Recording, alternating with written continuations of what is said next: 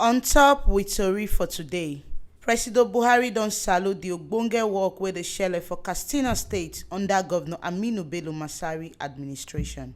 Presido Muhammadu Buhari don salute the ogbonge things wey dey shele for Katsina State, the one wey dey shele under Governor Bello Masari administration for last 4 years, as e don show say Masari dey do well for people wey dey in state. E salute Governor Masari saying they care for people wey dey in constituency, and e tok dis one when e dey commission Fago Katsina Kwasarawa Jedede Koza Road wey dem redesign and reconstruct for Katsina. The road dey cover about 38 kilometers and e link to 4 local government areas dem, and na Petroleum Trust Fund na im first construct am. Dat time na Presido Muhammadu Buhari na im be the head am before they come carry am reach Dangwara, Jidede and Koza towns. Dis road don help many people as e dey make waka of motor and business dey go well, and as e be say na farming na im be the work wey dem dey do well for Katsina State. The Koza Dam dey help as road from Kano, Jigawa, Gobe dey reach my Aduwa International Border Market. E dey make easy. President Muhammadu Buhari come still commission another 16-kilometer road, the one wey link to 20 communities when dem dey do agriculture.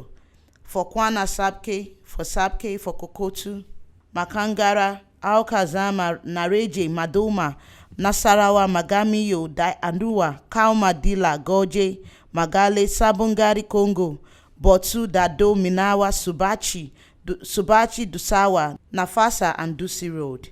These roads them go help farmers them to fit carry wetin them farm for farm, go markets, and e go help people get better chance to ogbonge health facilities, schools and better work opportunity. Governor Masari thank Presido saying come the state and he can't see time to take help commission this project them. He can't give am ogbonge assurance say Katsina state government go continue to do better development project wey go dey help carry the state waka far and go dey help better the life of the people with the Katsina state. Now here we see the better information reach on top with tori for today, as President Muhammadu Buhari don throw away ogbonge salute give Governor Bello Masari unto the work wey they do for Katsina State people.